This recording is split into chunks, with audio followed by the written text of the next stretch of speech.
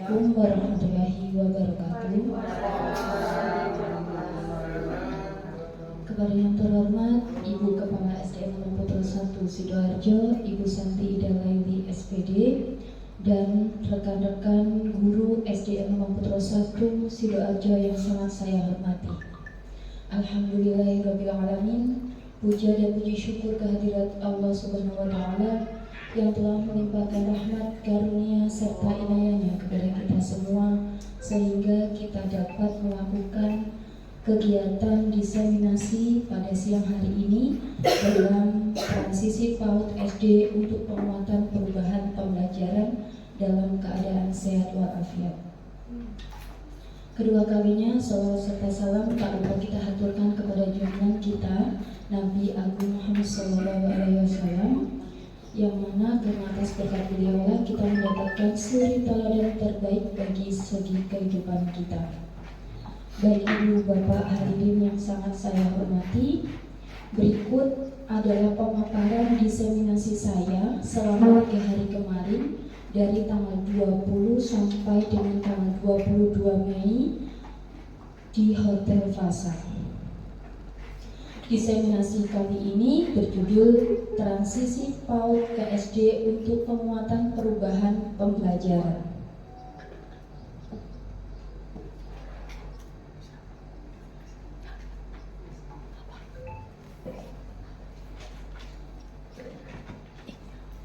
Pada kegiatan diseminasi kali ini ada 3 perubahan yang perlu kita ketahui. Yang pertama, tentang tidak diperkenankannya tes calistung saat penerimaan peserta didik baru. Yang kedua, pelaksanaan masa pengenalan lingkungan sekolah atau MPLS yang dilaksanakan selama 2 minggu. Dan yang ketiga, pelaksanaan asesmen awal yang menggunakan 2 teknik, yaitu observasi dan penilaian kinerja. Baik, kita ketahui dulu transisi sendiri yaitu masa pergantian yang ditandai dari perubahan dari fase awal ke fase yang baru. Di masa ini peserta didik masih belum stabil, dan di masa ini juga peserta didik masih belum bisa move on dari sekolah lama dan masih belum bisa sepenuhnya beradaptasi di lingkungan sekolah yang baru. Di masa ini kita sebagai pendidik memiliki tugas untuk memberikan hak pendidikan kepada peserta didik sesuai dengan kondisi kesiapan sekolah dan kesiapan belajarnya.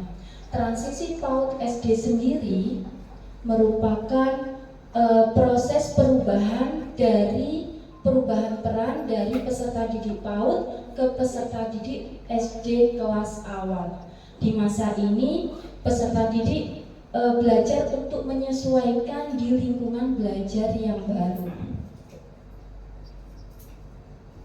Nah, berikut pemaparan materi yang nantinya akan kita bedah bersama-sama, yaitu ada 6 materi. Materi yang pertama tentang mengapa kita perlu melakukan perubahan pembelajaran di SD kelas awal. Materi yang kedua, mengapa kita perlu membina kemampuan fondasi pada anak.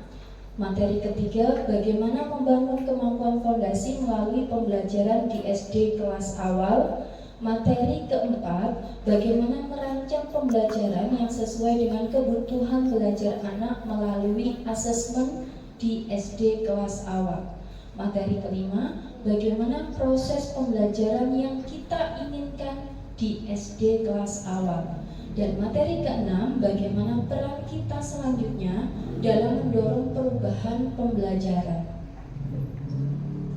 Baik, kita masuk pada materi yang pertama, yaitu mengapa kita perlu melakukan perubahan pembelajaran di SD kelas awal. Di materi pertama ini kita nanti akan memiliki tujuan pembelajaran, yaitu yang pertama, mengetahui latar belakang gerakan transisi PAUD ke SD yang menyenangkan. Yang kedua, 3 target perubahan sebagai kendaraan, sama seperti yang saya utarakan di sebelumnya, bahwasanya ada 3 target perubahan yang harus dilakukan oleh satuan pendidikan tentang pelaksanaan PPDB, MPLS, dan asesmen awal.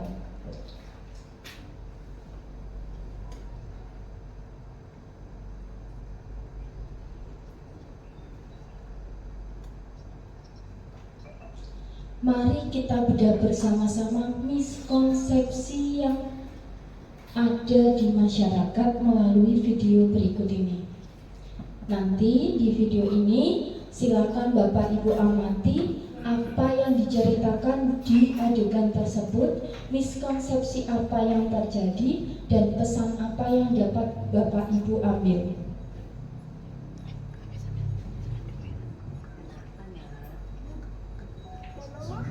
Harus ya aku masuk SD.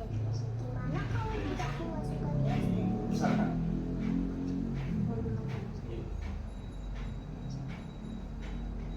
Oh, boleh. Tadi yang player ya? Yang itu, yang ada. Coba. Ya.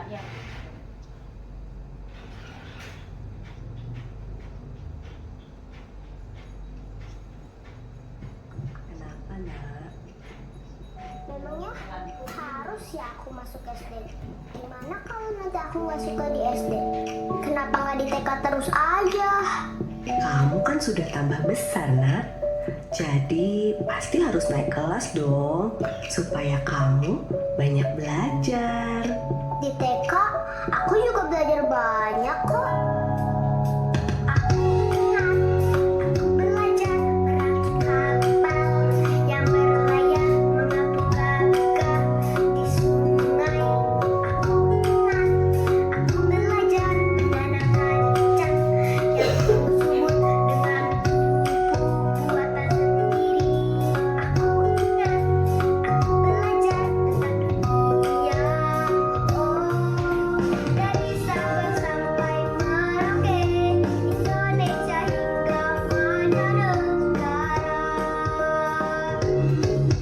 Aku ingat aku belajar mengenal huruf dan angka, sungguh menyenangkan. Aku ingat aku melukis, aku bernyanyi sambil menari. Aku ingat aku belajar sayangi teman. Oh, betapa kaya pengalaman yang tak akan aku lupakan, yang sudah aku peroleh dulu.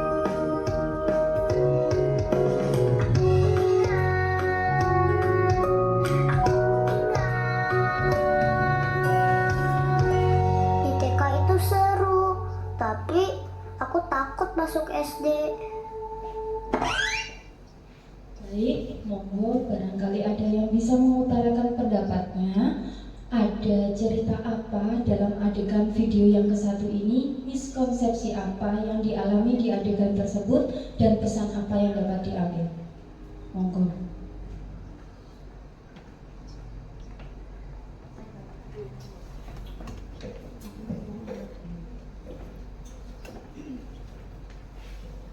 Baik, assalamualaikum warahmatullahi wabarakatuh.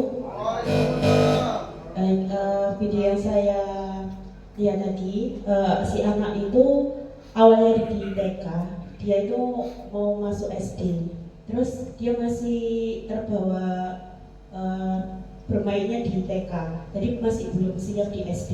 Nah, terus perasaannya si anak ini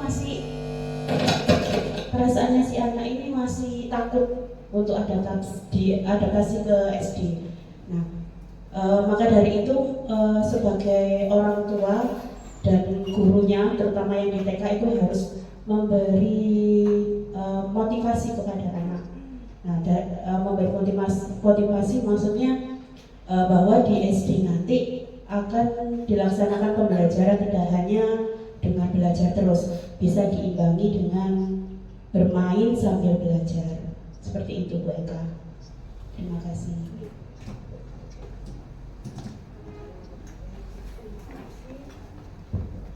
Terima kasih atas pesan yang disampaikan Bu Popi terkait miskonsepsi yang ada di video tersebut. Betul sekali, pada video di adegan yang pertama ini menceritakan tentang seorang anak perempuan yang bernama Ines yang memiliki pengalaman belajar yang sangat menyenangkan saat waktu berada di PAUD. Akan tetapi Ines ketika mau masuk di SD kelas awal, dia mengalami kebingungan, mengalami perasaan yang seperti takut. Karena apa? Karena di video adegan pertama ini menceritakan ketika Ines berada di rumah dan masuk di ruangan belajar kakaknya, Ines itu melihat banyak sekali tumpukan buku dan tumpukan PR dari sekolah. Sampai-sampai kakaknya itu ketika diajak Ines untuk bermain sampai tidak memiliki waktu. Sedangkan miskonsepsi yang terjadi di adegan yang pertama ini, miskonsepsinya adalah bagi anak usia Ines, pembelajaran menyenangkan itu hanya ada di PAUD. Sedangkan pembelajaran di SD itu menakutkan, sangatlah berbeda tidak seperti pembelajaran yang ada di PAUD.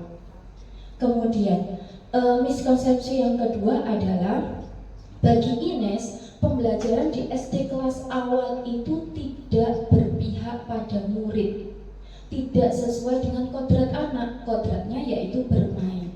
Sedangkan pesan yang dapat kita ambil di adegan yang ke-1 ini, pesannya adalah pembelajaran di SD dan di PAUD itu sangatlah berbeda. Masih belum adanya transisi menyenangkan antara PAUD ke SD kelas awal itu. Kemudian yang kedua, silakan diamati.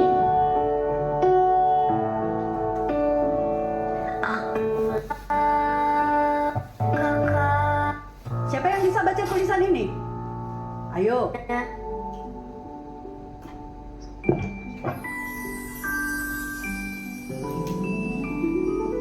Selamat pagi, anak-anak. Selamat pagi, Bu Guru. Siapa yang bisa baca tulisan ini? Ayo, siapa yang bisa baca tulisan ini? Aku belum bisa membaca, Bu Guru. Ines belum bisa membaca. Mengapa?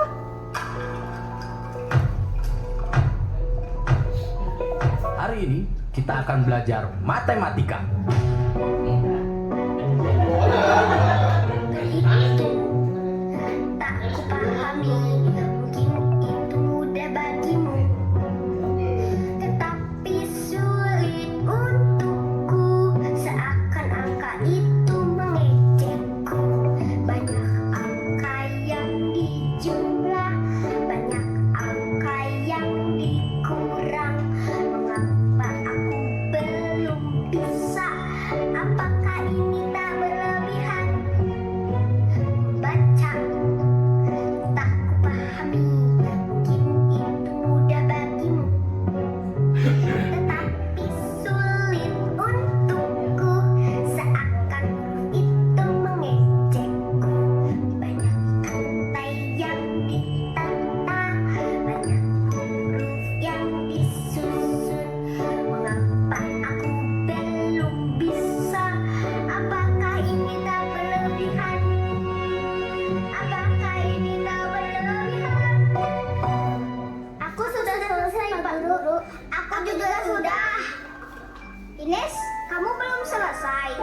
Kamu belum bisa ya? Teman-teman, Ines belum bisa berhitung. Kita bantu yuk.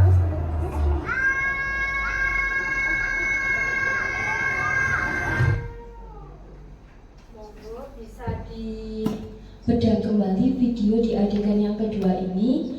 Apa yang diceritakan di adegan tersebut, miskonsepsi apa yang terdapat di adegan tersebut, dan pesan apa yang dapat diambil. Monggo. Kok jadi kayak murid nggih kalau ditanyai, ayo siapa yang bisa? Monggo Bapak Ibu. Kita sama-sama membedah miskonsepsi yang sudah kita alami di lingkungan kerja kita.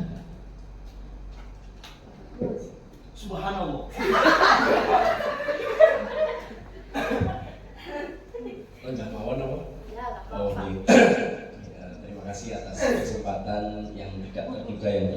daripada saya.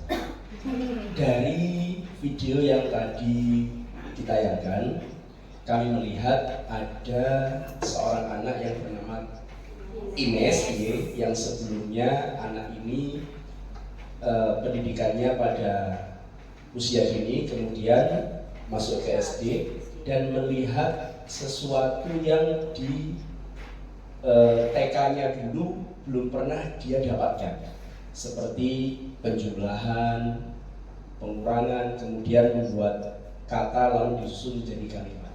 Dan Ines ini kelihatannya mengalami kebingungan. Makanya tadi di salah satu lirik lagunya, apa ini tidak berlebihan, seperti itu. Mungkin seperti itu dari saya. Teman-teman bisa menambahi atau perlu saya panggil namanya? Tidak ya. Terima kasih Pak Bagus atas pemutaraan pendapatnya. Nah, sebelum saya mengutarakan cerita apa, miskonsepsi apa, pesan apa, dari yang disampaikan Pak Bagus saja sudah ada miskonsepsi. Terlihat dari mana? Kalau katanya Pak Bagus tadi kan, ketika Ines berada di jenjang PAUD, Ines masih belum mempelajari kayak penjumlahan, bilangan, pengurangan, dan lain sebagainya. Nah, ini miskonsepsi yang kita alami selama ini. Kalau selama ini kita berpikir bahwasanya anak PAUD itu tidak diperkenankan adanya calistung, itu salah Bapak Ibu. Jadi ketika pembelajaran di PAUD itu betul pembelajarannya dengan permainan, tetapi bermainnya itu sesuai dengan capaian yang sudah ada di PAUD. Jadi di PAUD itu masih diperkenalkan kayak calistung, membaca, menulis, berhitung, tetapi pengemasannya tidak seperti di SD kelas awal. Kalau SD kelas awal kita mengajarkan calistung itu langsung kayak berupa bilangan, tetapi kalau di PAUD mengajarkannya dikemas melalui permainan sesuai dengan kodrat anak. Sama seperti saya sendiri, saat waktu saya mau meletakkan anak saya di TK Batik, saya juga miskonsepsi. Ketika berada di TK Batik, saya berpikir, kok anak dari PAUD sampai TKB hanya diajarkan bermain saja, kok nggak diperkenalkan membaca, menulis, berhitung. Terus anak saya kalau masuk di SD kelas awal, apakah memiliki kemampuan tersebut? Itu yang jadi pertimbangan saya. Ternyata setelah mengikuti kegiatan BIMTEK transisi PAUD ke SD, saya menyadari bahwasanya kita selama ini terdapat miskonsepsi untuk pengajaran di TK. Di TK pun gurunya mungkin juga miskonsepsi. Mungkin ada beberapa TK yang hanya mengemas melalui permainan tanpa diajarkan pondasi-pondasi seperti capaian pembelajaran yang ada di PAUD. Ternyata di PAUD pun juga diajarkan calistung, tetapi dikemas melalui permainan. Itulah harapannya, harapan Bapak Menteri untuk kelas 1 awal dan kelas 2, mengemas pembelajaran yang menyenangkan, bermakna sesuai dengan kodrat anak, yaitu bermain. Ini yaitu tentang kekhawatiran Ines yang masih belum dapat memiliki kemampuan calistung saat masuk di SD kelas awal. Nah, dengan kecemasan tersebut menyebabkan Ines ini merasa tidak mempunyai kepercayaan diri saat berkumpul bersama teman-teman dalam satu pembelajaran. Dan diceritakan di video ini juga bahwasanya pengajaran yang dilakukan guru itu hanya berfokus pada kemampuan calistung. Miskonsepsi yang terjadi di video tersebut adalah bagi guru dan bagi siswa, bagi Ines, jika Ines tersebut tidak memiliki kemampuan calistung, maka menurut guru dan Ines dia tidak dapat mengikuti kegiatan pembelajaran yang ada di dalam kelas seperti temannya. Yang kedua, pembelajaran literasi dan numerasi tidak hanya calistung saja. Yang ketiga, pembelajaran yang dilakukan di adegan video kedua ini masih belum menyenangkan, masih belum berpihak pada murid. Sedangkan pesan yang dapat kita ambil adalah dari miskonsepsi yang terdapat di adegan video kedua ini, kita dapat mengambil bahwasannya kemampuan calistung itu bukanlah satu-satunya kemampuan yang dimiliki oleh seorang anak yang harus dimiliki, tidak. Melainkan ada beberapa kemampuan fondasi yang lain yang dapat kita bina untuk peserta didik kita yang masih belum mahir kemampuan calistung itu. Kemudian yang kedua, pesan yang dapat kita ambil yaitu ketika anak usia dini, anak SD kelas awal, diharapkan itu Bapak Ibu guru itu mengemas pembelajaran yang bermakna, yang menyenangkan sesuai dengan kodratnya. Kemudian kita bedah kembali miskonsepsi, cerita, dan pesan di video yang ketiga. Nak, ada apa? Kamu mimpi buruk ya? Iya, aku mimpi buruk. Di dalam mimpiku, aku nggak bisa mengikuti pelajaran di SD. Aku nggak bisa membaca, aku nggak bisa menghitung. Tapi teman-teman yang lain bisa. Aku takut masuk SD, Bu. Saat pagi tiba, matahari bersinar, kau harus pergi sekolah. Takut merayap, hatimu gemetar, namun kan selalu membantu. Lihatlah ke depan, buka matamu, ada keajaiban menunggu. Guru dan teman ada di sana untuk membantumu tumbuh dan berkembang. Jangan khawatir, jangan merasa sendiri. Ku selalu di sampingmu, ku pastikan kau kuat. Ku menjadi, ku jaga kau selalu bahagia. Kau selalu ada di hatiku sepanjang waktu.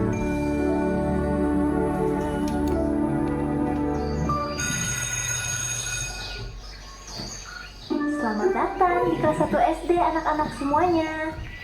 Bu Guru senang sekali bisa mengajar di kelas ini. Bu Guru punya pertanyaan penting nih. Apa sih artinya jadi anak SD? Harus bisa baca tulis, harus pandai berhitung, dapat nilai bagus, banyak PR-nya. Bu Guru, aku belum bisa membaca, menulis, dan berhitung. Apa ini artinya aku belum pantas masuk SD? Siapa bilang masuk SD harus lancar membaca, menulis, dan berhitung? Kamu di sini untuk belajar dengan senang. Tugas Bu Guru untuk membantu kamu dari tidak bisa menjadi bisa. Kalau kamu udah bisa semuanya, untuk apa ada Ibu Guru di sini?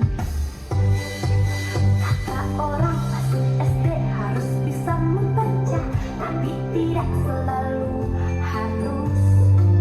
Kata orang masuk SD harus pandai berhitung, tapi tidak selalu harus.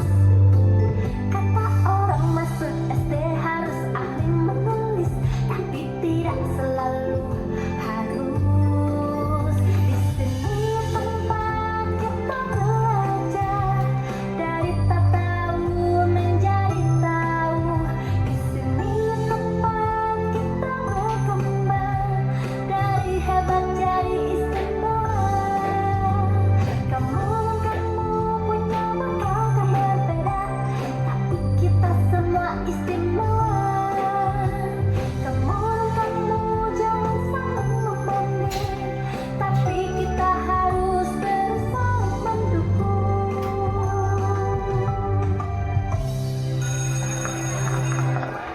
Ines, gimana sekolahnya hari ini? Senang nggak? Senang, Bu. Ternyata SD itu menyenangkan. Iya kan, teman-teman? Iya. Wah, ayah senang mendengarnya. Bu Guru, gimana ini hari ini? Belajar apa saja? Wah, banyak sekali Pak, Bu. Anak-anak di SD ini nanti bisa belajar apapun yang mereka ingin ketahui. Terima kasih sudah menyaksikan Operet Transisi. Monggo silakan dibedah. Kalau tadi sudah diwakili guru kelas 1 guru agama, saya mau ini guru kelas 2 ya, karena ini memang sebenarnya tujuannya untuk kelas 1 dan kelas 2. Cerita apa yang ditampilkan di adegan tersebut, kemudian miskonsepsi apa sama pesan. Ya, untuk video itu tadi bahwa adegan itu ketakutan bahwa calistung itu tidak harus diberikan oleh guru secara apa ya, langsung dikenalkan ini tambah ini harus begini, tidak seperti itu, tapi dengan cara mungkin menyanyi atau pengenalan angka itu dengan menyanyi 0 itu 0 seperti itu. Kemudian kalau untuk pengenalan huruf juga bentuknya nyanyian seperti nyanyian yang ABC itu. Nah, setelah anak ini masuk di SD, karena bu gurunya tadi sudah sangat baik dengan anak yang bernama Ines tadi, dia sekarang sudah tidak ketakutan lagi untuk sekolah di SD. Dia menambah semangat dia untuk masuk ke SD. Hanya itu. Sampai terbawa mimpi. Dari situ perlu adanya dukungan dari orang tua, dukungan dari kita sebagai guru, termasuk kita mendukung program pemerintah itu tadi seperti apa dengan pendekatan dan pengertian dari orang tuanya kalau besok masuk ke SD itu tidak seburuk apa yang dia pikirkan sampai terbawa mimpi. Dengan adanya penjelasan dan apa ya, sedikit sentuhan dari orang tua untuk memberikan penjelasan bahwa tidak seburuk itu untuk masuk ke SD. Semua butuh proses. Nah, setelah dia masuk ke dalam SD, ibu guru juga memberikan penguatan tentang kalian yang tidak bisa menjadi bisa, tentang apa yang dipelajari di SD, di jenjang PAUD itu mungkin akan terbawa sedikit dengan cara ibu bapak guru memberikan modifikasi dalam cara pembelajaran, sehingga anak yang ketakutan tidak bisa membaca menulis itu tadi tumbuh rasa percaya diri. Nah, sehingga dia merasakan oh ternyata semua itu butuh proses, tidak seburuk yang dia bayangkan. Mungkin hanya itu. Betul sekali yang disampaikan sama Bu Sri Andayati sama Bu Agung tadi, bahwasanya di video adegan yang ketiga ini menceritakan tentang ketakutan Ines yang tidak bisa calistung ketika masuk SD berpengaruh terhadap kepercayaan dirinya. Namun pada kenyataannya dalam adegan ini guru dan pembelajaran di SD sangat menyenangkan sesuai dengan kodratnya anak di usia dini. Kemudian miskonsepsi yang terlihat yaitu yang pertama, Ines memiliki keyakinan bahwa pada saat masuk SD ia harus dapat menguasai calistung agar bisa mengikuti pembelajaran. Yang kedua, pemaknaan bahwa kesiapan sekolah harus dimiliki anak sebelum masuk SD. Untuk pesan yang dapat kita ambil, proses anak untuk memiliki kematangan untuk mengikuti pembelajaran dapat terus dibangun hingga akhir SD kelas awal. Karena laju perkembangan anak beragam dan kesempatan belajar anak juga beragam. Meskipun dia berangkat dari PAUD yang sama, di usia yang sama, gender yang sama, tetapi laju perkembangan anak itu tetaplah berbeda. Karena apa? Karena asupan gizi yang masuk ke dalam tubuh anak itu berbeda. Kemudian interaksi anak dengan keluarga, lingkungan itu juga berbeda. Kesiapan belajarnya anak pun juga berbeda antara anak yang dibimbing orang tua, yang didukung orang tua saat di rumah, dengan anak yang lepas kontrol pun opo dari guru. Nah, itu juga berbeda. Makanya untuk SD kelas awal saat MPLS, setelah 2 minggu MPLS, diharapkan Bapak Ibu guru dari kelas 1 sampai kelas 6 menyelenggarakan asesmen awal dengan menggunakan 2 teknik, yaitu observasi dan penilaian kinerja. Kalau kita kemarin sudah menyelenggarakan asesmen tersebut, tetapi asesmen tersebut kita bagi menjadi dua, asesmen non-kognitif dan asesmen kognitif, itu ternyata salah Bapak Ibu. Karena apa? Seharusnya asesmen awal itu kita lakukan dengan kita integrasikan antara capaian pembelajaran di mata pelajaran ke integrasi 6 fondasi anak. Kita nanti akan mengetahui 6 fondasi anak itu seperti apa. Nah, dari video operet tadi ada 2 kesimpulan yang dapat kita ambil dari cerita Ines. Yang pertama, pengalaman belajar Ines di PAUD menyenangkan, namun terindikasi belum terlalu efektif. Dari mana? Saat membangun kemampuan fondasi perlu mulai dibina ketika anak berada di PAUD. Ketika kemampuan fondasi itu dibina saat SD kelas awal, di PAUD masih belum dibina kemampuan fondasi anak, maka guru SD kelas awal mengawali kemampuan tersebut. Ketika anak di SD kelas awal masih belum mampu mencapai capaian pembelajaran yang ada di SD kelas awal, maka capaian tersebut kita integrasikan dengan capaian pembelajaran yang ada di PAUD.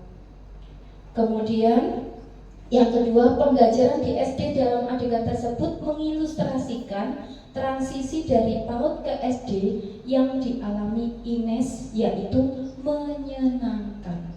Harapannya itu, transisi PAUD ke SD kelas awal sampai kelas 2 mengalami pembelajaran yang menyenangkan dan bermakna. Apakah semua anak seberuntung Ines? Sayangnya tidak semua anak seberuntung Ines. Ada yang kenali bahaya paksa calistung pada anak sehingga menyebabkan trauma hingga depresi. Karena harus dituntut calistung, seorang ibu protes anaknya tidak bisa masuk SD karena tidak bisa calistung. Syarat masuk SD harus bisa baca dan tulis itu keliru. Karena itu dapat menyebabkan trauma pada diri anak. Mengapa hal tersebut dapat terjadi? Ada 2 hal yang tidak banyak anak yang tidak seberuntung Ines. Yang pertama, siap sekolah harus dipenuhi sebelum SD. Itu salah Bapak Ibu. Kesiapan sekolah itu tidak harus dipenuhi sebelum SD. Kesiapan sekolah itu menjadi tanggung jawab antara orang tua, guru PAUD, dan guru SD. Sama-sama berjalan seimbang. Kemudian siap sekolah, bisa calistung, itu juga salah karena fondasi kesiapan anak itu tidak hanya di calistung, tetapi ada fondasi yang lain. Mari pahami lebih jauh mengapa tes calistung saat PPDB marak terjadi. Ada miskonsepsi tentang siap sekolah di masyarakat. Yang pertama, siap sekolah harus dipenuhi sebelum SD. Pemaknaan bahwa kesiapan sekolah harus dimiliki anak sebelum masuk SD. Apa miskonsepsi tentang siap sekolah yang ingin kita ubah melalui 3 target perubahan? Yang pertama, proses membangun kemampuan fondasi anak untuk memilih kematangan dalam mengikuti kegiatan pembelajaran selesai di PAUD. Saat di SD, anak sudah harus siap sekolah. Namun faktanya, laju perkembangan anak itu beragam. Kesempatan belajar anak juga berbeda-beda. Tidak semua anak mendapatkan hak yang sama untuk dibangun kemampuan fondasinya di PAUD. Yang kedua, siap sekolah bisa calistung. Siap sekolah saat anak sudah memiliki kemampuan calistung. Itu juga salah. Itu juga termasuk miskonsepsi. Proses belajar dilakukan dengan metode drilling. Drilling itu apa? Pemberian jam pembelajaran tambahan setelah pulang sekolah. Bagi anak yang belum mampu calistung, diberi jam pembelajaran tambahan oleh gurunya sepulang sekolah itu tidak diperbolehkan. Nanti anak akan menyebabkan depresi. Kemudian drilling yang kedua yaitu ada penambahan belajar setelah anak sekolah seperti mengikuti bimbingan belajar itu juga tidak diperbolehkan. Transisi PAUD ke SD yang menyenangkan mengingatkan kita bahwa satu, siap sekolah dapat terus dibangun hingga SD kelas awal karena periode usia dini yakni 0 sampai 8 tahun, artinya sampai kelas 2 SD. Yang kedua, siap sekolah, tidak hanya calistung saja, namun juga kemampuan mengelola emosi, kemandirian, kemampuan membedakan baik dan benar, dan lainnya. Nah, ini mengelola emosi, kemandirian, kemampuan membedakan baik dan benar, ini termasuk 6 kemampuan fondasi. Kesimpulannya, siap sekolah artinya anak sudah memiliki kemampuan fondasi secara utuh. Kedua, agar anak siap sekolah, kemampuan fondasi dapat terus dibangun hingga anak kelas 2 SD karena periode usianya dari 0 sampai 8 tahun. Ketiga, kemampuan fondasi yang perlu dimiliki anak tidak hanya calistung.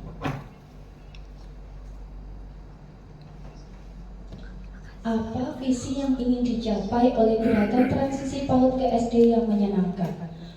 Proses belajar di PAUD dan SD kelas awal yang berkesinambungan dan efektif dalam membangun kemampuan fondasi dengan mengemas pembelajaran yang menyenangkan dan berpihak pada anak sehingga akan menciptakan pembelajaran yang bermakna. Untuk mencapai tujuan tersebut, maka ada 3 perubahan yang harus dilakukan oleh pendidik dan satuan pendidikan, yaitu yang pertama, menghilangkan tes calistung dari proses penerimaan peserta didik baru di SD. Alhamdulillah kita sudah menghilangkannya dari tahun sebelumnya. Yang kedua, menerapkan masa perkenalan bagi peserta didik baru selama 2 minggu pertama.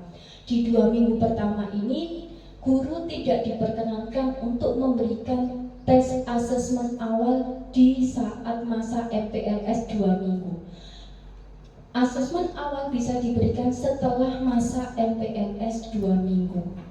Dan ketika masa MPLS ini, masa pengenalan lingkungan sekolah ini, diharapkan Bapak Ibu guru yang ada di kelas SD kelas awal itu mengemas MPLS ini sesuai dengan kodrat anak dengan cara bermain sambil belajar itu. Yang ketiga, menerapkan pembelajaran yang membangun 6 kemampuan fondasi anak di PAUD dan di SD. Bagaimana target perubahan memastikan hal tersebut? Saat perubahan 1, saat PPDB SD, tidak adanya tes calistung untuk masuk SD.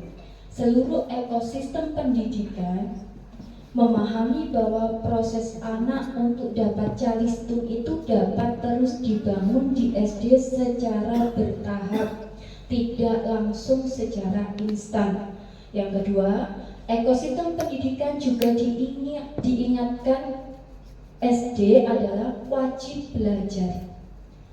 Meskipun anak tidak PAUD, kita berhak untuk menerimanya karena ada wajib belajar 17 tahun nih.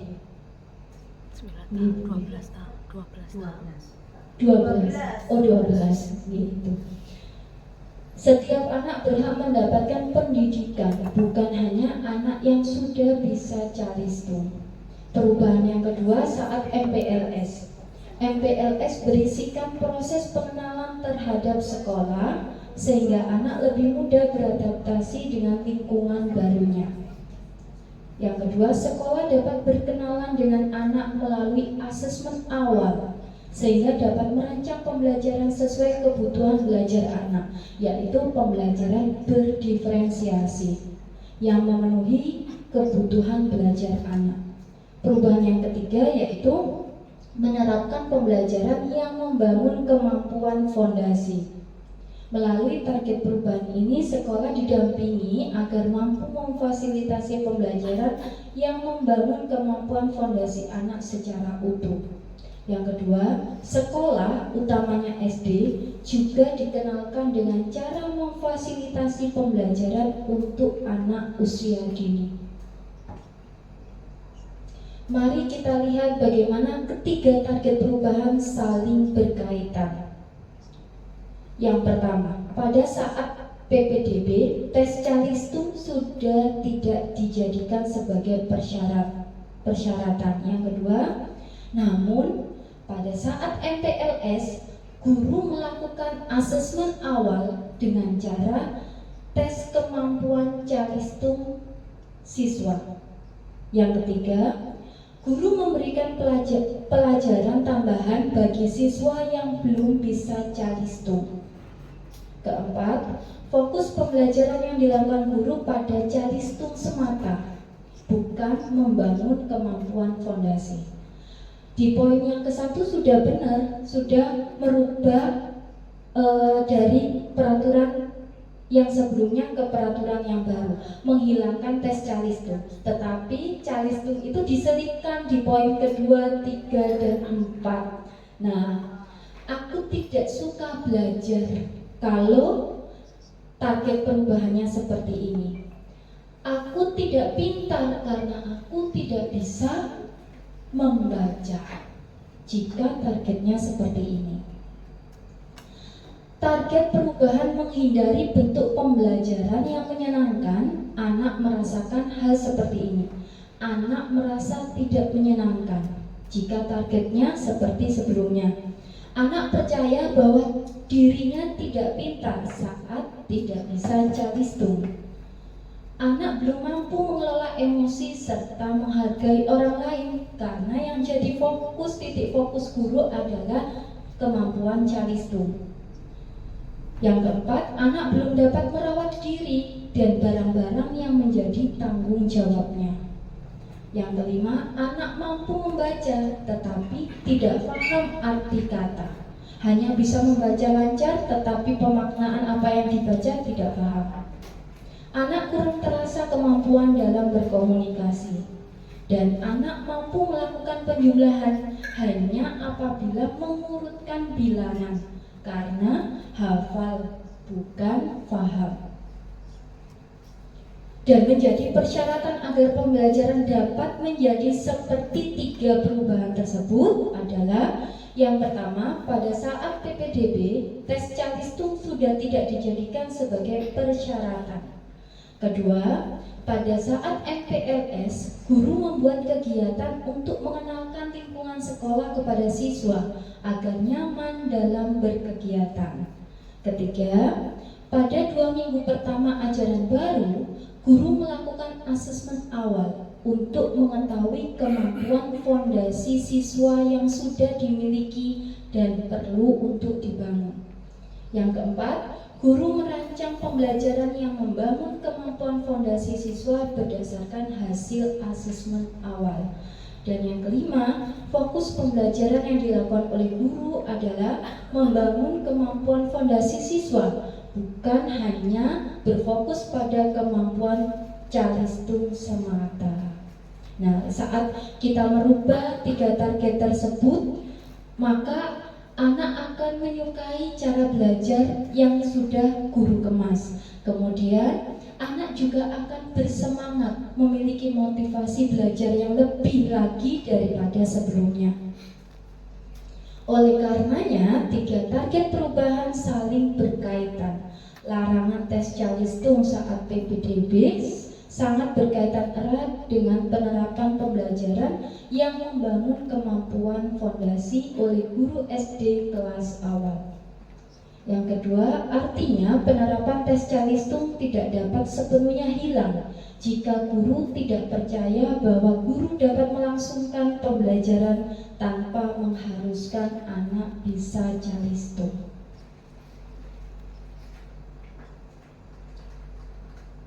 Lalu apa saja cara pandang yang perlu dimiliki oleh guru agar dapat melangsungkan pembelajaran yang membangun kemampuan fondasi secara efektif? Yang pertama, lingkup kemampuan fondasi yang penting bagi anak tidak hanya calistung. Yang kedua, cara membangun kemampuan fondasi yang bertahap, tidak langsung instan. Yang ketiga, kemampuan fondasi dapat terus dibangun hingga anak kelas 2 SD, bukan harus sudah dimiliki setelah anak lulus PAUD. Keterampilan yang perlu dimiliki oleh guru agar dapat melangsungkan pembelajaran yang membangun kemampuan fondasi. Yang pertama, memahami kemampuan fondasi. Yang kedua, cara membangun kemampuan fondasi melalui pembelajaran itu seperti apa? Yang ketiga, merancang asesmen awal, modifikasi pembelajaran dengan dimodifikasikan, diintegrasikan melalui kemampuan fondasi anak, serta asesmen non-testing untuk evaluasi ketercapaian tujuan pembelajaran. Yang keempat, mengetahui proses pembelajaran yang efektif untuk membangun kemampuan fondasi. Jadi di sini guru akan mengetahui bagaimana proses pembelajaran yang benar, yang efektif, yang seharusnya guru lakukan saat guru merangkai proses pembelajaran tersebut.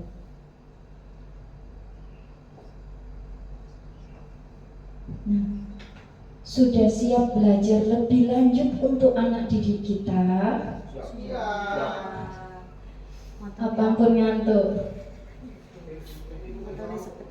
Oke, sebelum saya lanjutkan, akan saya tampilkan bagaimana proses PPDB dan MPLS, biar kita punya pandangan.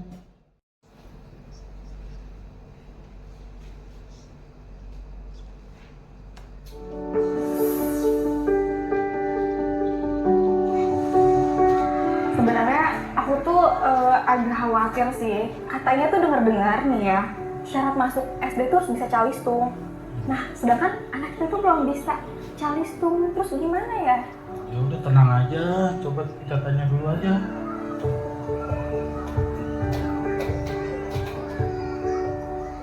Terima kasih ya Bapak dan Ibu Cherry hari ini datang memenuhi undangan untuk wawancara. Adapun tujuan wawancara kita pada hari ini adalah di mana kami ya ingin mengenal Cherry dari informasi-informasi yang nanti akan Bapak Ibu ceritakan kepada kami. Baik. Itu.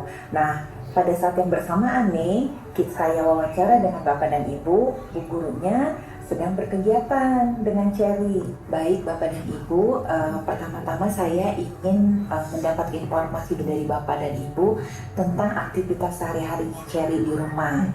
Aktivitas yang berkaitan dengan bakatnya. Mungkin Bapak atau Ibu boleh memberikan penjelasan? Anak saya terlihat suka menari, dia sangat menyukai musik, dan tentunya menggambar. Dia banyak menggambar di berbagai media, kertas, dan tempat-tempat yang lainnya. Kalau dalam bermain nih, saat berinteraksi, misalnya dengan orang tua, dengan teman-temannya, emosi apa yang tampak oleh Cherry ini? Misalnya apakah Cherry ini pemalu gitu, riang, ceria, terus kalau ketemu orang baru gimana? Atau kalau dia punya keinginan nggak diturutin, emosi apa yang dimunculkan oleh Cherry? Cherry itu rame loh, dan ketemu sama orang baru dia semangat untuk berkenalan. Cuman karena dia ramenya itu ya, kadang saya rasa dia jadi cenderung mendominasi di lingkungannya. Kalau ada yang nggak dengar, apa yang dikatakan dia suka kesel. Terus nanti pulang, bilang, "Mama, aku kesel, tadi kata-kata aku nggak didengerin," seperti itu. Nah, kalau dalam aktivitas kesehariannya Cherry, apakah kalau dalam makan, mandi, sampai pakai baju, Cherry sudah bisa melakukan sendiri atau masih dibantu? Sebenarnya dia bisa melakukannya sendiri, tapi karena dia anak tunggal, Bu, jadi kebanyakan selalu bergantung kepada mamanya.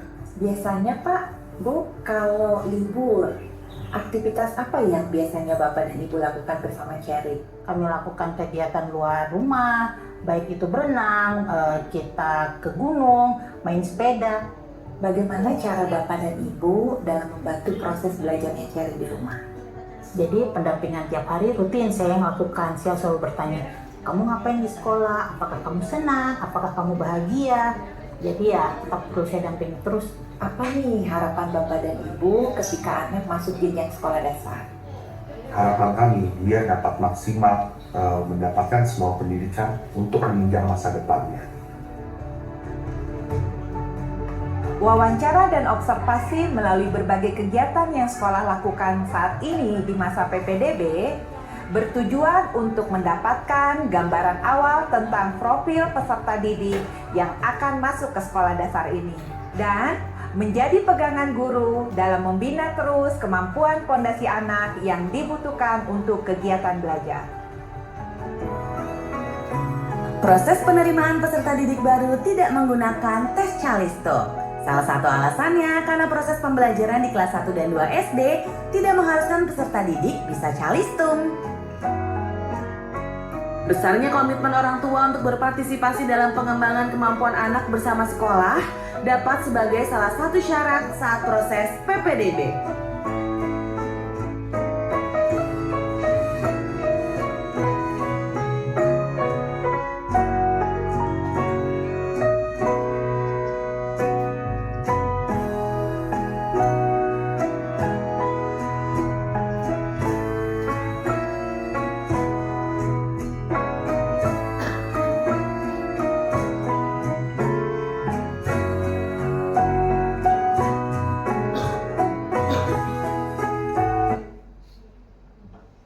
Tadi gambaran saat PPDB. Sekarang kita akan melihat video bagaimana gambaran pelaksanaan MPLS yang sebenarnya.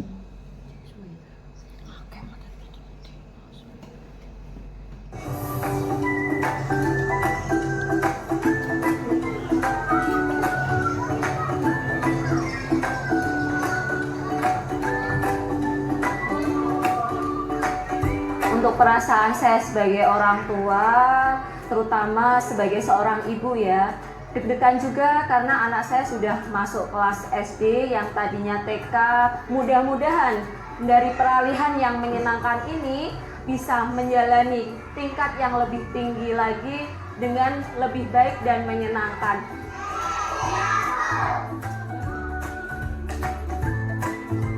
Untuk perasaan khawatir tentunya tetap ada ya.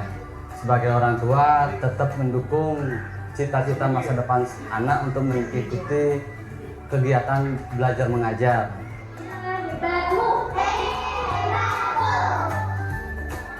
Banyak orang tua yang mengalami kekhawatiran ketika anak mereka menginjakan kaki ke tingkat SD.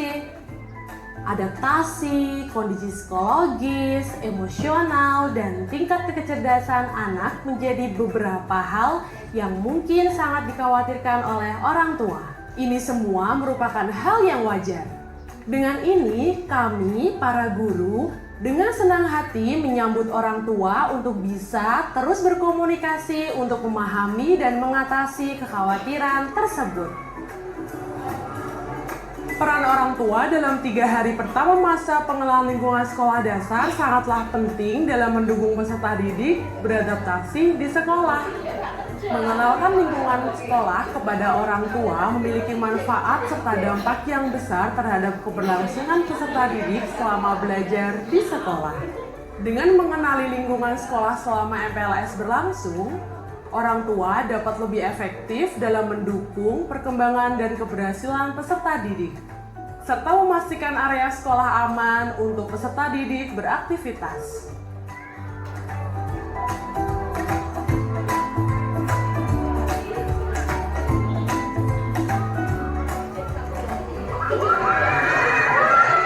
Sebuah permainan atau kegiatan sederhana dibuat agar peserta didik baru dan kakak kelas serta guru memiliki ikatan yang kuat serta kepercayaan bahwa mereka semua dapat saling bekerja sama di dalam sekolah. Di saat yang bersamaan, kegiatan ini juga membantu peserta didik bereksplorasi ke berbagai area di sekolah. Kami membiasakan kakak kelas sebagai pembimbing peserta didik baru. Dengan begitu, kakak kelas juga merasa dirinya dihargai dan adik kelas juga merasa kedatangannya disambut hangat. serta mengurangi potensi bullying antar murid.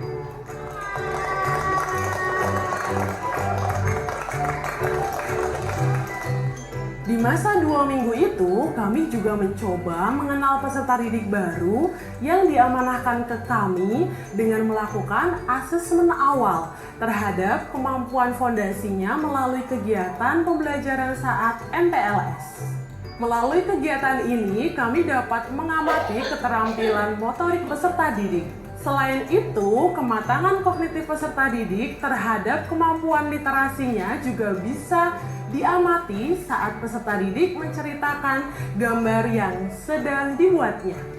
Hai teman-teman, aku akan menceritakan liburanku ke pantai bersama keluargaku.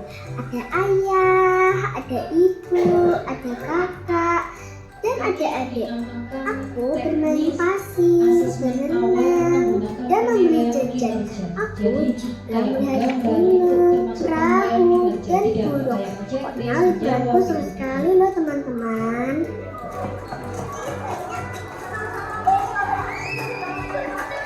Melalui kegiatan ini, kami bisa mengamati kemampuan fondasi peserta didik saat berkeliling di lingkungan sekolah untuk mencari bahan alam, serta mengamati bagaimana antusiasme mereka terhadap proses pembelajaran.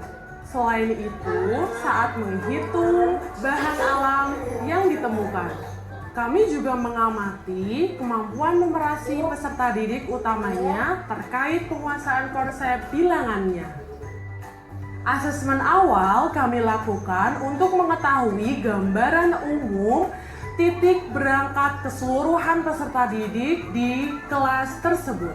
Hal ini kemudian membantu guru merencanakan pembelajaran di awal-awal tahun ajaran baru.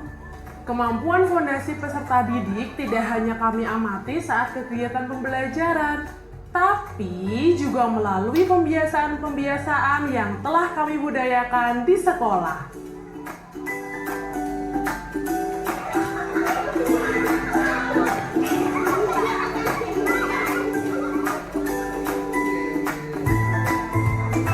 Di SD sangat menyenangkan. Aku bisa bertemu teman-teman baru. Senang. Aku senang bisa main sama teman-teman. Seru banget di sini. Kalau nyari teman tuh gampang, jadi ya seru aja gitu. Pada momen ini adalah kisah terakhir dari perjalanan MPLS peserta didik baru sekolah dasar yang berlangsung selama 2 minggu atau lebih. Peserta didik diminta untuk menempelkan gambar cita-cita yang sudah mereka pilih di awal di pohon cita-cita yang sudah tersedia di kelas. Kegiatan ini dapat membantu peserta didik untuk bisa lebih kreatif dan percaya diri.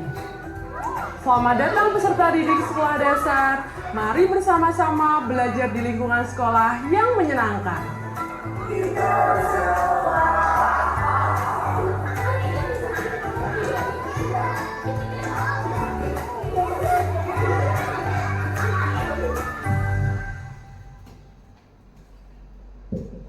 Dari gambaran video saat PPDB dan MPLS tadi, mungkin kita nanti bisa berbenah diri saat merancang kegiatan MPLS khususnya guru kelas 1 sampai guru kelas 6. Dari gambaran ini barangkali Bapak Ibu berminat untuk mengajar di kelas 1, saya persilahkan. Barangkali mau mencoba mengajar di kelas 1, monggo. Apa Bu Agung tak? Guru mapel masuk kelas 1. Banyak yang menambahkan tangan. Kak sanggup. Kita tiba di materi kedua, yaitu mengapa kita perlu membina kemampuan fondasi pada anak. Tadi sekilas sudah dipaparkan di video 6 fondasi anak itu, yaitu ini adalah 6 kemampuan fondasi yang harus dimiliki oleh anak. Yang pertama, mengenal Tuhan dan memiliki budi pekerti yang baik. Yang kedua, mampu mengelola emosi. mampu mengelola, untuk mengenal Tuhan dan memiliki budi pekerti yang baik tadi, contoh karakteristiknya, anak tahu memukul itu tidak baik, berbohong itu tidak baik.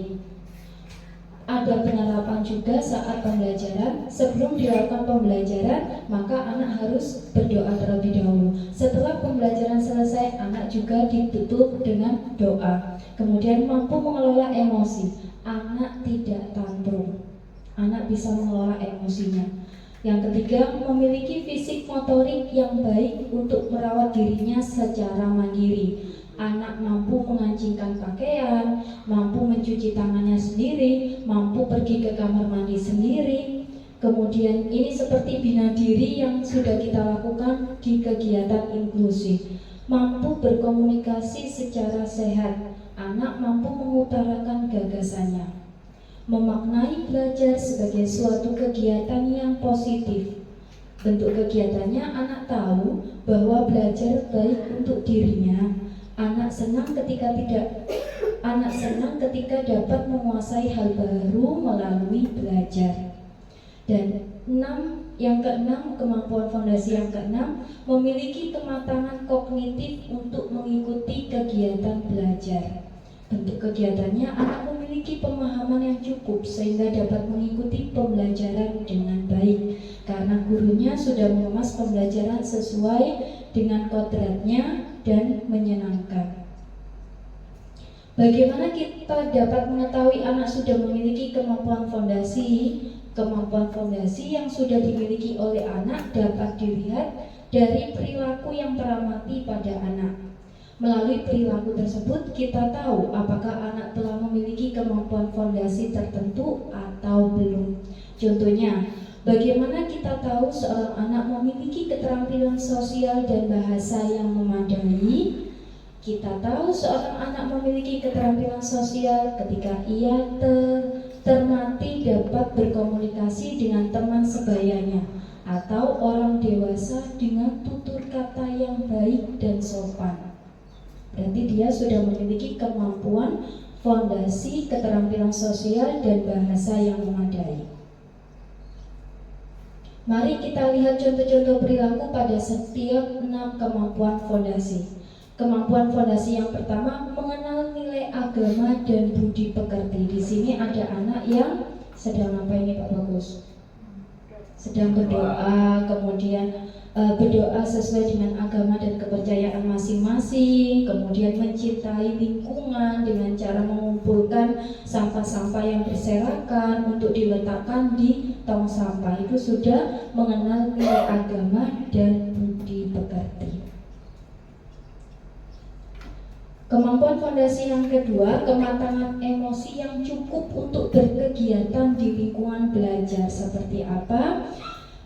Ini kematangan emosi berteman, membujuk teman saat teman mengalami kesedihan, kemudian bisa berbaris rapi, membudayakan budaya antri, kemudian mendengarkan guru saat guru memberikan penjelasan. Nah, itu kematangan emosi yang cukup untuk berkegiatan di lingkungan belajar.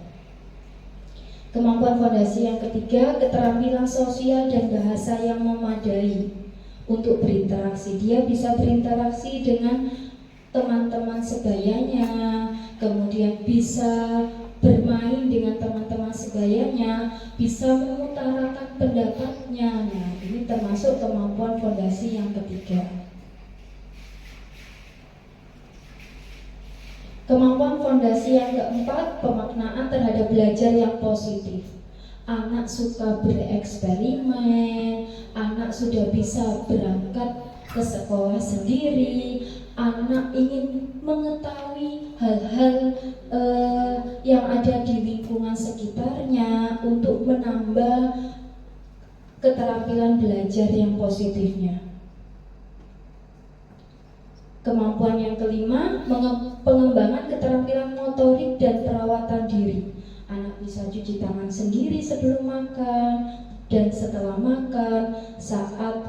Setelah berkegiatan, anak sudah bisa mencuci tangan dan kakinya. Kemudian anak sudah bisa sikat gigi sendiri, anak sudah bisa makan sendiri. Ini kemampuan yang kelima yang harus kita kembangkan.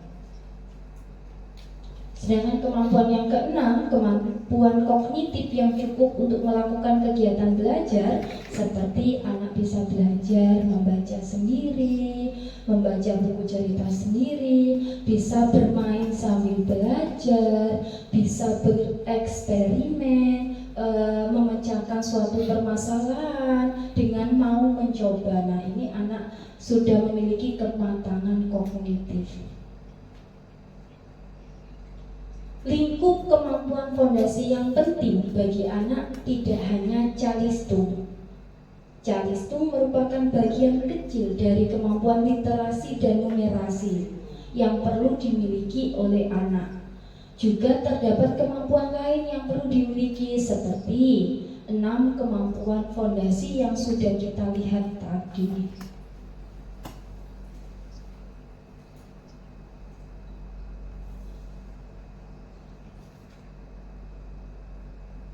Nah, ini adalah contoh 6 kemampuan fondasi yang tadi.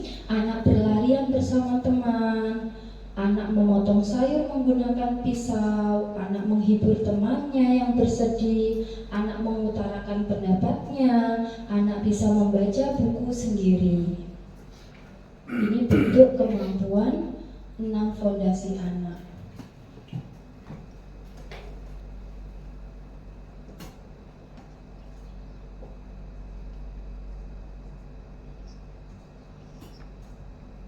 Kepemilikan kemampuan fondasi tidak dibangun secara instan atau dalam waktu yang singkat, melainkan dibangun secara bertahap. Contohnya, pada tahap awal anak mengenali bagian tubuhnya. Tahap selanjutnya, anak memahami fungsi bagian tubuhnya. Tahap selanjutnya, anak dapat menggerakkan dan menggunakan bagian tubuhnya sesuai fungsinya. Nah, ini bisa masuk kepada elemen pemanfaatan gerak PJOK. Jadi, kemampuan 6 fondasi anak ini bisa dimasukkan di semua mata pelajaran yang ada di SD kelas awal. Di SD. Itu. Jadi, asesmen pun juga mengintegrasikan dengan 6 kemampuan anak. Itu juga dilakukan tidak hanya guru kelas saja, melainkan dilakukan semua guru mata pelajaran yang masuk di kelas tersebut.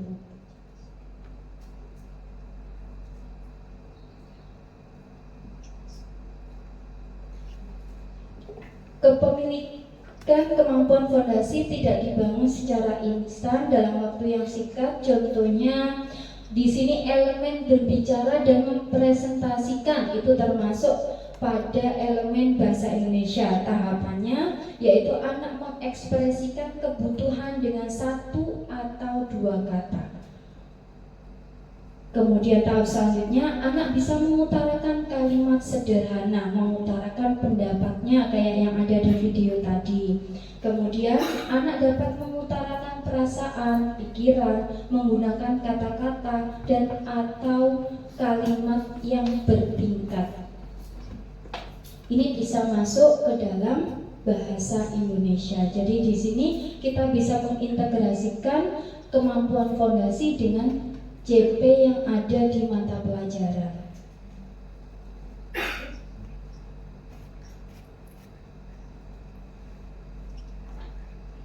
Pada materi ketiga ini, bagaimana membangun kemampuan fondasi melalui pembelajaran di SD. Nah,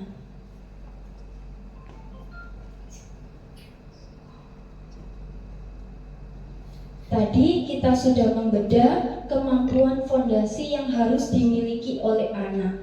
Contohnya, anak berlarian bersama teman, maka tahapannya anak kuat menopang tubuhnya untuk berdiri tegak dengan 2 kaki. Yang pertama yang bisa dilakukan oleh guru yaitu pada tahap awal, anak diajak untuk menopang tubuhnya untuk berdiri tegak dengan 2 kaki.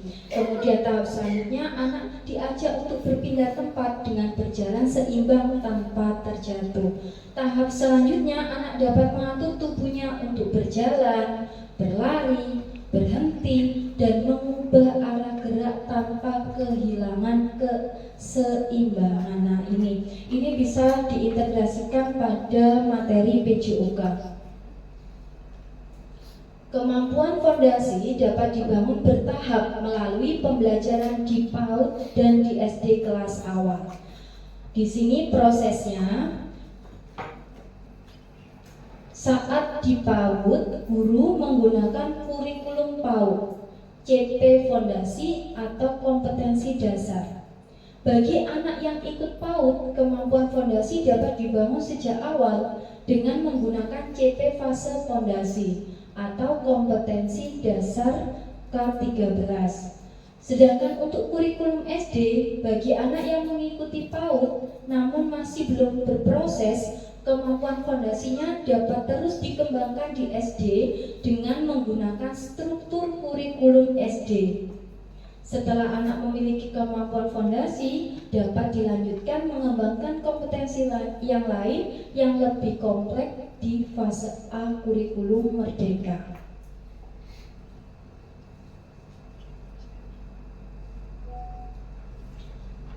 Lalu bagaimana cara mengembangkan kemampuan fondasi secara bertahap dari PAUD hingga SD kelas awal? Kemampuan fondasi ini menjadi jembatan antara pembelajaran PAUD dan SD kelas awal.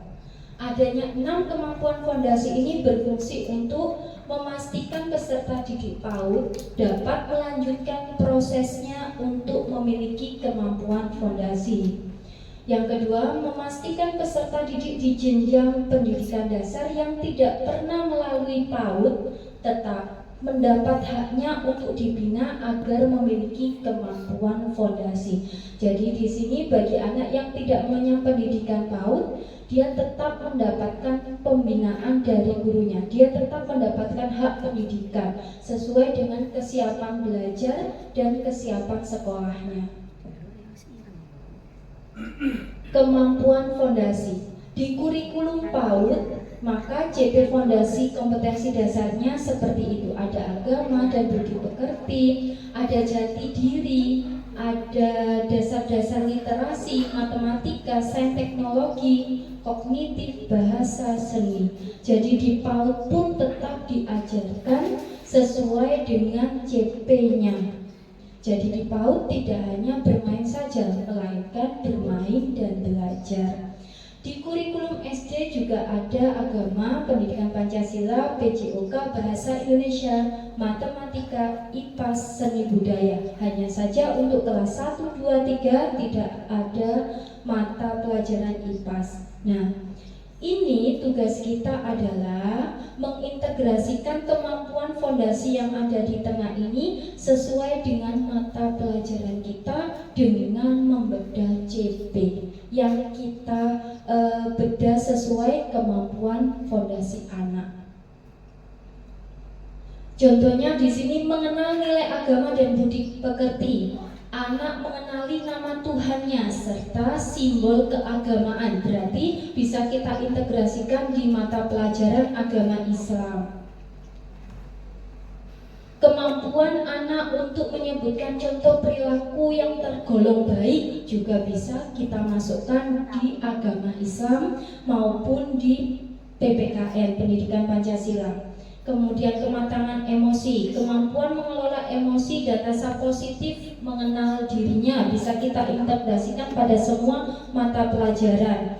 Kesadaran bahwa ketika ia berada pada tempat yang berbeda, maka ada aturan dan kebiasaan yang berbeda dan patut diperhatikan. Ini juga bisa kita integrasikan di mata pelajaran pendidikan Pancasila. Ada alur yang selaras antara pembelajaran di PAUD dengan SD kelas awal untuk memastikan bahwa kemampuan fondasi peserta didik dapat dibangun secara bertahap. Di sini ada kurikulum PAUD, kemudian ada SD kelas awal yang dibangun adalah kemampuan literasi. Kalau di PAUD bersifat konkret, kalau di SD kelas awal bersifat abstrak. Tetapi untuk jenjang kelas awal itu di usia 7 sampai 12 tahun ini anak masih pada tahapan operasional konkret, di mana anak masih sangat membutuhkan media-media konkret untuk mengkonkretkan mata pelajaran yang kita ajarkan.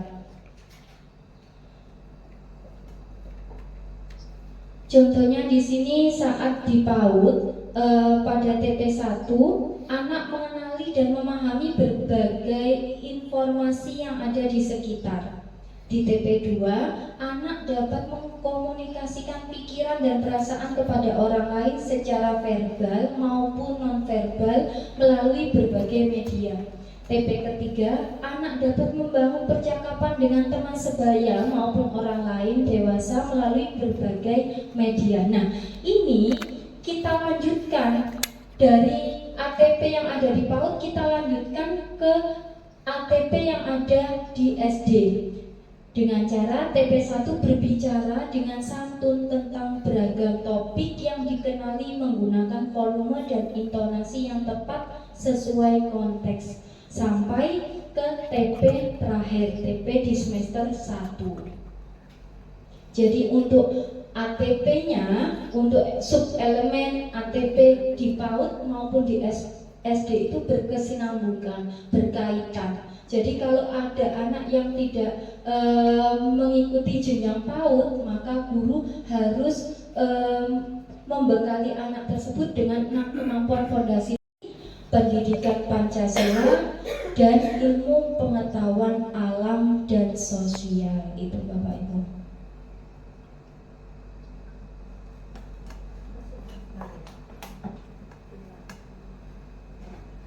Jadi setiap kemampuan fondasi yang kita pilih itu bisa kita pilah kira-kira kemampuan ini bisa masuk untuk kita masukkan di mata pelajaran apa yang sesuai dengan capaian pembelajarannya. Ini nanti insya Allah akan saya share di grup biar Bapak Ibu bisa mirsani, biar bisa belajar bagaimana cara mengintegrasikan 6 kemampuan fondasi dengan CP yang ada di kelas Bapak Ibu.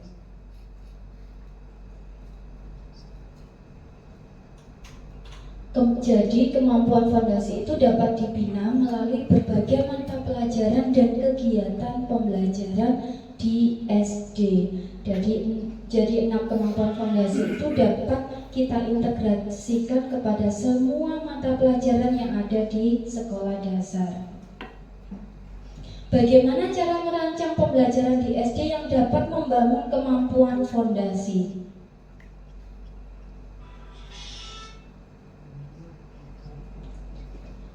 Contohnya adalah di sini kematangan emosi yang cukup untuk berkegiatan di lingkungan belajar. Maka yang jadi titik fokus perilaku yang teramati oleh guru adalah anak bersedia mengikuti aturan yang telah disepakati bersama. Keyakinan kelas yang sudah disepakati bersama-sama antara guru dan siswa agar anak memiliki tanggung jawab ketika anak tersebut masih belum melakukan tindakan sesuai dengan keyakinan kelasnya. Berdasarkan data yang diperoleh, 11 dari 15 murid SD kelas 1A belum dapat mengikuti kesepakatan kelas yang telah dibuat bersama. Oleh karena itu, guru menentukan bahwa perilaku yang ingin dikembangkan adalah anak bersedia mengikuti aturan yang telah disepakati bersama. Jadi kekurangan anak di dalam kelas itu apa? Bisa kita cari kira-kira kemampuan fondasi apa yang dapat mendukung kekurangan anak tersebut untuk kita gali lebih dalam.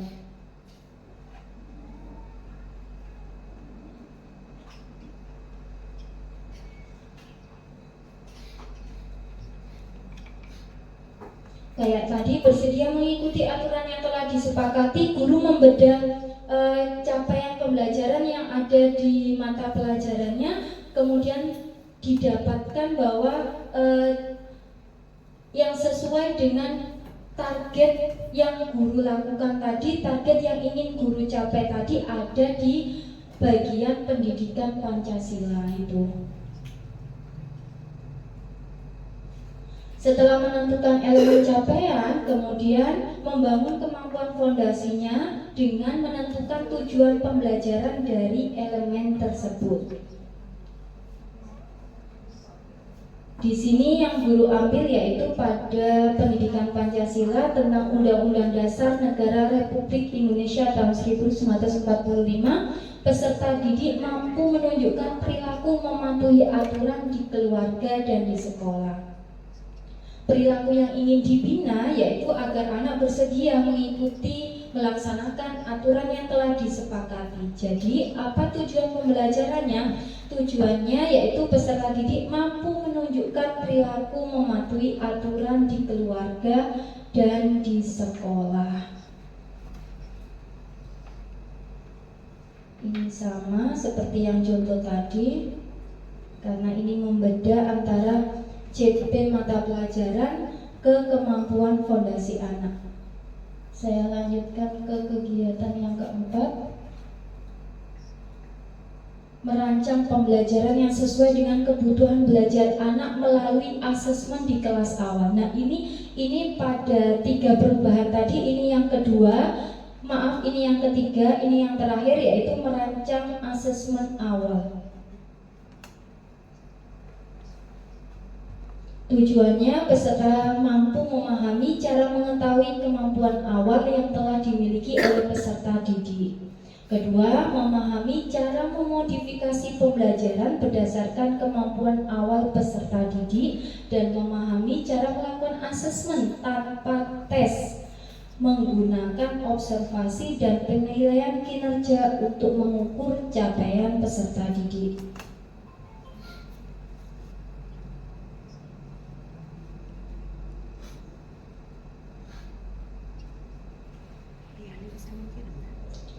Ciri-ciri pelaksanaan asesmen awal yaitu yang pertama berpusat pada peserta didik dan menyenangkan.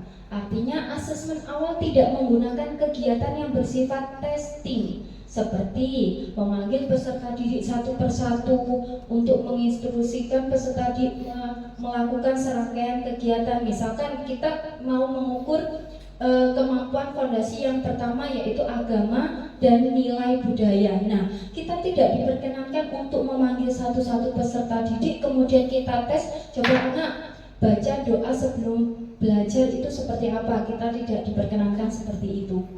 Yang kedua, sederhana dan realistis, artinya tidak menjadi tambahan pekerjaan yang membebani guru. Asesmen awal dapat dilakukan sebagai kegiatan yang terintegrasi dengan kegiatan pembelajaran.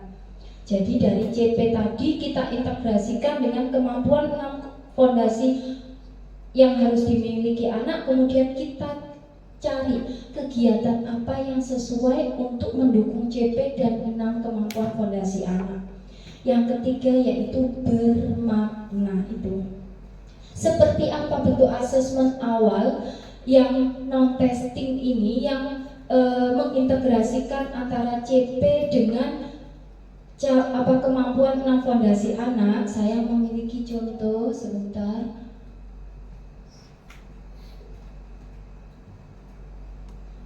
Ini adalah asesmen di SD kelas awal. Jadi di SD kelas awal itu guru tidak diperkenankan untuk mengemas asesmen awal dengan cara memberikan testing, melainkan guru mengemasnya dengan cara bermain sambil belajar itu. Teknik pengambilan data dari asesmen awal yaitu observasi dan penilaian kinerja. Observasi ini misalkan kayak tadi di video guru melakukan permainan, misalkan kalau di kelas 1 saya sama Bu Popi waktu itu mengenalkan tentang bangun datar. Kita buat permainan kemudian anak-anak melompat sesuai bangun datar yang anak-anak pegang. Nah, itu merupakan observasi. Nah, nanti langsung guru itu membawa penilaian kinerjanya. Kira-kira anak ini sudah bisa apa belum itu. Kemudian bentuk penilaian kinerja kinerja yang lain, yaitu seperti yang ada di video MPLS tadi, anak disuruh menggambarkan, misalkan menggambarkan teman sebangkunya. Nah, bagaimana ekspresinya saat menggambar, bagaimana cara mengelola emosinya ketika anak itu menggambar, itu bisa masuk ke penilaian kinerja. Jadi penilaian kinerja ini tidak melulu harus asesmen kognitif, misalkan kayak kemarin anak dikasih asesmen kognitif dengan penjumlahan, kemudian membaca, kemudian anak disuruh menulis, itu tidak melulu seperti itu. Nah, ini adalah bentuk asesmen awal transisi PAUD ke SD. Ini seperti kisi-kisi yang harus dibuat oleh guru. Di sini ada nomor, kemudian aspek kemampuan fase fondasi yang akan diamati, contoh perilaku kemampuan yang perlu diamati, kayak tadi anaknya belum bisa memahami tentang kesepakatan kelas, maka perilaku yang harus guru amati yaitu anaknya mampu mengikuti kesepakatan kelas yang sudah dibuat bersama-sama. Kemudian rancangan kegiatannya seperti apa, catatan hasil dari asesmen awal itu seperti apa, kemudian rancangan kegiatan pembelajaran ke depannya yang perlu untuk ditingkatkan, yang perlu untuk dibenahi itu seperti apa, itu ada di lembar asesmen awal saat guru membuat asesmen awal.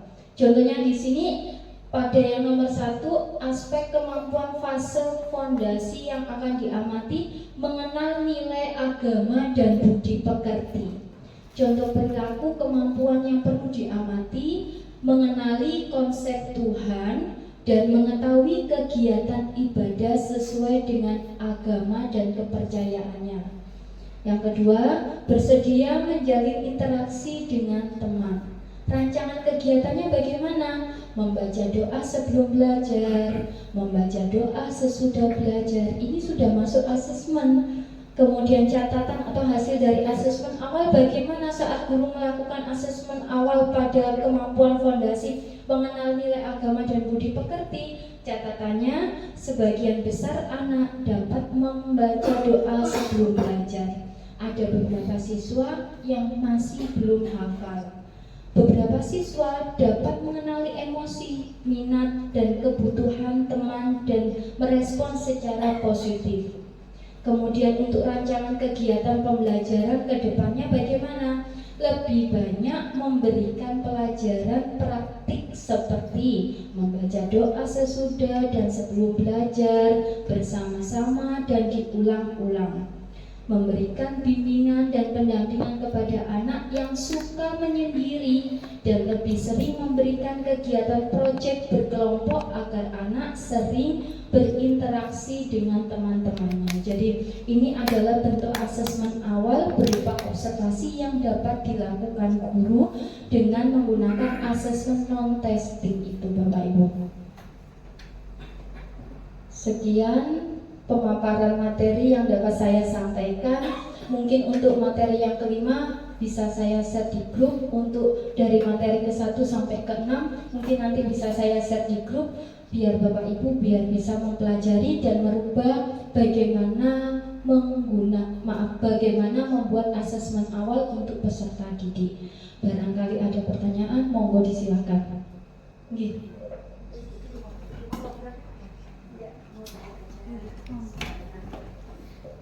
Terima kasih yang diberikan Ibu. Saya mau tanya yang tadi itu tentang observasi, penilaian observasi dan penilaian kinerja. Sedangkan observasi itu kan bukan konkret ya. Nah, untuk anak PAUD ke SD atau TK ke SD, otomatis kan belum paham. Ada yang sudah paham membaca calistung, ada yang belum paham sama sekali kayak seperti tadi. Untuk observasi tadi yang ibu guru kelas 1 ini kan belum paham tentang belum pahamnya, sudah paham pastinya. Tapi untuk observasi apakah harus dilakukan? Maksudnya itu sebelum MPLS otomatis harus dipersiapkan observasinya itu bagaimana?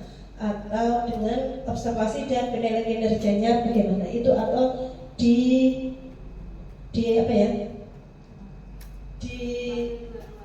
ya sebelum dipikirkan apa itu harus observasi dulu ya, maksudnya gini lah, maksudnya dipersiapkan apa saja, gitu aja saya ingin tanya ya. Terima kasih. Terima kasih Bu Santi atas pertanyaan yang diberikan. Pada asesmen awal ini karena ada dua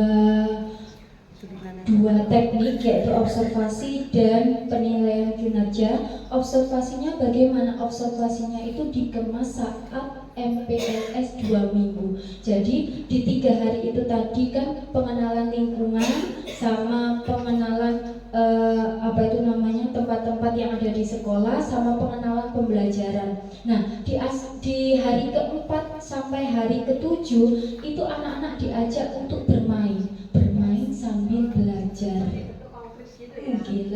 Jadi kayak tadi contohnya saat kita di kelas 1 kemarin saya sama Bu Popi mengemas MPLS itu, anak diajak untuk melompat bangun yang anak dapat.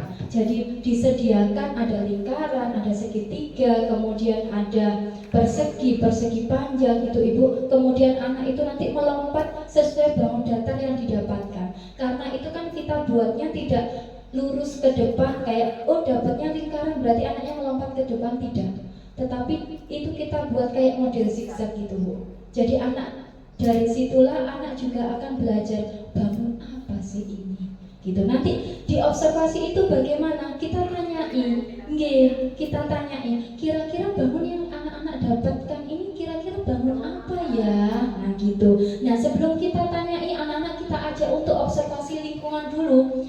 Kira-kira bangun seperti yang anak dapatkan itu ada di bagian mana? Ada benda apa yang seperti bangun yang anak dapatkan ini? Baru kita kasih pendalaman bangun apa ini namanya gitu. Sebelumnya harus diberi materi sedikit ya. Jadi cuma permainan aja, kita kasih pemantik aja untuk anak, apakah anak ini tahu, apa ini anak ini tidak. Kemudian guru membawa lembar observasi, apakah misalkan Pak Bagus, Pak Bagus ini sudah mengenal bangun, Bu Yanur ini belum mengenal bangun. Nah dari situ Ibu. Jadi dari tindak lanjut tersebut kita akan memikirkan ke depannya anak ini akan kita buat seperti apa, pembelajaran apa yang cocok untuk kita rancang di kelas itu Ibu. Jadi sebelum dilakukannya asesmen, maka saya harus berkolaborasi dulu dengan Bu Popi selaku guru kelas 1A, apa capaian kemampuan fondasi anak yang mau kita capai itu Ibu. Ada lagi? Monggo.